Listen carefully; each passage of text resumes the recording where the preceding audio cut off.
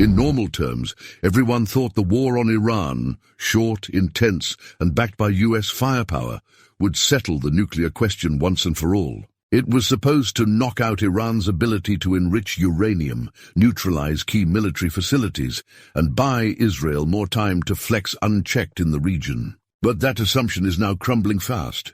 What we're seeing instead is the groundwork for a much bigger, more dangerous escalation. Iran is far from backing down. In fact, they're doing the opposite, beefing up their air defenses, purging Mossad's sleeper cells, and tightening internal security. Meanwhile, war criminal Benjamin Netanyahu is reportedly preparing to fly to Washington, desperate to secure more support for renewed strikes on Iranian infrastructure. The core of his panic? Iran still holds the capability to resume high-level uranium enrichment in just a matter of months. And that's a red line Israel is struggling to push back. But here's where it gets even more interesting. In a move that caught everyone off guard, China just stepped directly into the middle of this conflict. And it's not just about diplomacy. Beijing has reportedly fast-tracked Iran's full integration into its own military-grade satellite navigation system, known as BeiDou, BDS. This marks a significant strategic shift. By moving away from reliance on the US-controlled GPS and adopting BeiDou, Iran gains not only better target accuracy for its ballistic and drone systems, but also increased immunity from Western jamming and monitoring. Recall when Israel allegedly got precise location of Iranian military commandos through WhatsApp and Instagram. That has come to an end. That's a huge deal in a war environment where milliseconds and signal interference decide who lives and who gets vaporized. But that's not all.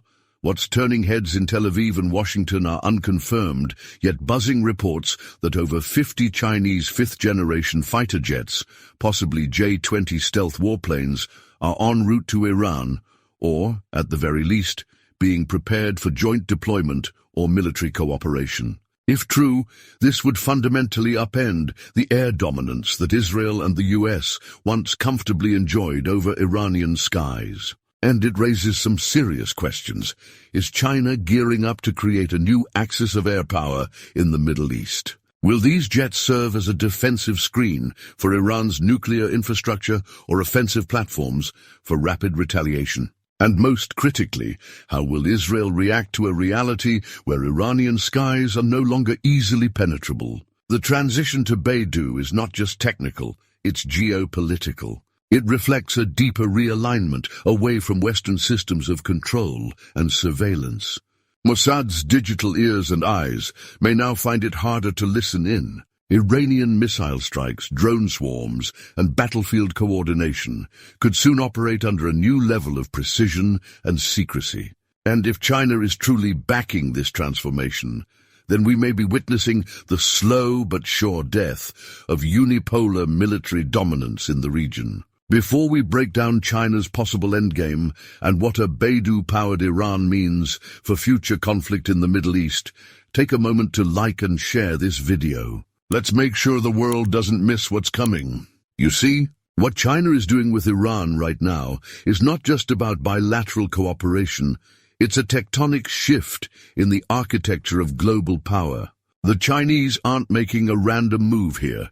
This is part of a decades-long game that dates back to the early 2000s, when Beijing began investing in an alternative world order to counterbalance American dominance. What we're seeing is the quiet but deliberate dismantling of the unipolar era, with China staking its claim as a security guarantor in regions long monopolized by the West, most notably the Middle East. China's endgame in Iran is to plug Tehran directly into the arteries of its sprawling Belt and Road initiative. With over $400 billion in planned investments under a 25-year strategic cooperation deal, China is making Iran a logistical and military node in its wider Eurasian strategy.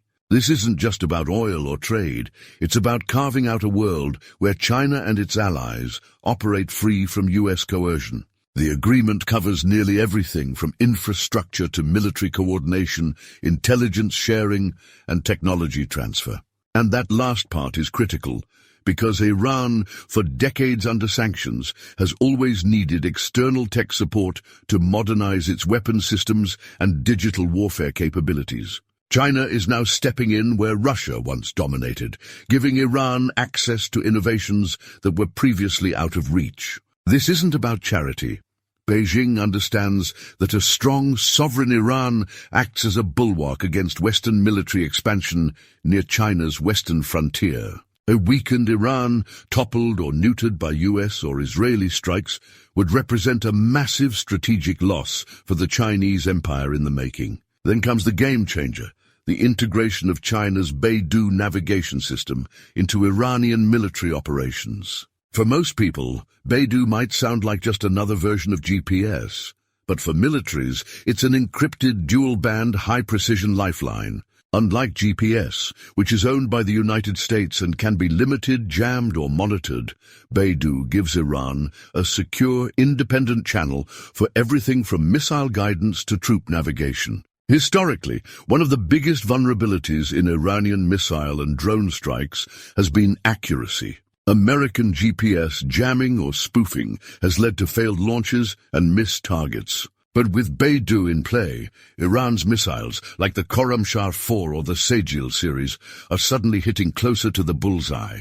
These are missiles with ranges exceeding 2,000 kilometers. Add a precision factor reduced to under 10 meters, and suddenly Israel's red-line targets, military bases, nuclear facilities, radar stations, are within deadly reach. But precision is only one side of the coin. The other is stealth. Mossad and its Western partners have long relied on GPS-linked surveillance to track Iranian movements. This is how Iranian scientists were assassinated, how convoys were intercepted, how sabotage operations were timed. By unplugging from GPS and syncing with BeiDou, Iran is slamming that door shut. The Mossad, despite its legendary capabilities, cannot decrypt BeiDou's encrypted military signals. It's a digital iron curtain. This means drones like the Shahed 129 and the newer Shahed 149 Gaza, already notorious for their long-range payload strikes, can now operate far more freely. Not only will they evade detection better, they'll arrive with unprecedented accuracy. These drones are also being programmed with new protocols that let them reroute mid-flight, avoid known Israeli air defense zones, and still hit within 5 meters of their target. It's not science fiction anymore. It's the battlefield now. If recent unconfirmed reports are true, that up to 50 Chinese J-20 stealth fighters could be making their way into Iranian orbit, either via deployment, joint drills, or outright sale, it marks a massive milestone in Chinese military outreach. Historically, China has kept its fifth-generation aircraft close to home, mainly to intimidate rivals like Taiwan or Japan. But if these aircraft are now operating beyond the Pacific theater and potentially based in airfields being upgraded in western Iran, then we're witnessing the global debut of Chinese power projection. Satellite imagery has already noted increased Chinese military cargo movement across Central Asia, and when that's paired with signs of expanded runway construction in Iran, the puzzle starts to come together. China may not have fired a single shot, but the psychological message is thunderous. We're here, and this region is no longer exclusively America's chessboard. Naturally, this triggers panic in Israel. Since the 1981 strike on Iraq's Osirak reactor, Israel's military strategy has rested on the Begin doctrine: prevent enemies from reaching any level of nuclear or regional military parity. That strategy worked in Syria in 2007. It worked when Iranian scientists were systematically eliminated throughout the 2010s. But it only works if Israel enjoys total air superiority and absolute surveillance advantage. That's no longer guaranteed. Iran has fortified its skies with Russian S-300s, its own Bavar 373 systems, and possibly even new Chinese radar arrays. These systems don't just deny airspace.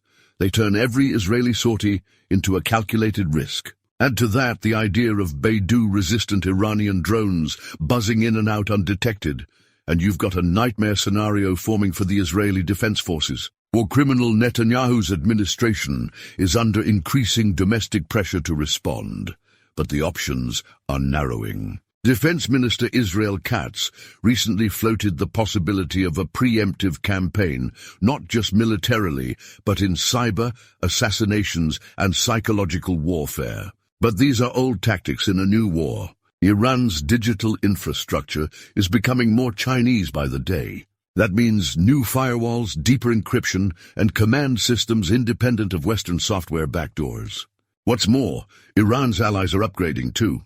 Hezbollah has been seen testing drones likely running on BeiDou or Russian GLONASS, not GPS. In essence, the entire resistance axis is going dark from the reach of Israeli-American surveillance. And with the reach of Iranian missiles, Haifa and the Negev are no longer safe rear positions. They are now potential front lines. This is the moment when historical arcs start bending.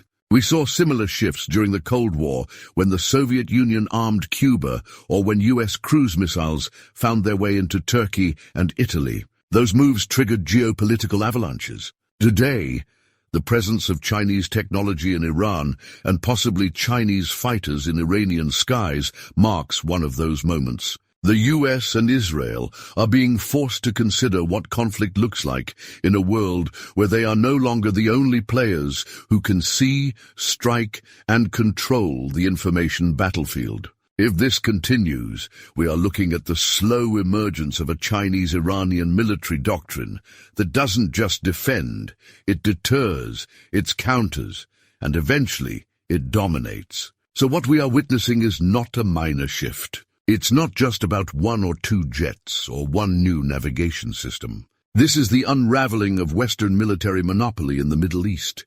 China has arrived, not with tanks or bombers, but with precision, digital stealth, and strategic partnerships. Iran is evolving from a reactive, isolated state into a proactive regional power.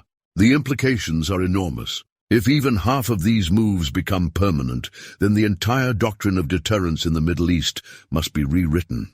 And for the first time in decades, the United States and Israel may have to reckon with the unthinkable, military parity in a region they long considered theirs to dominate.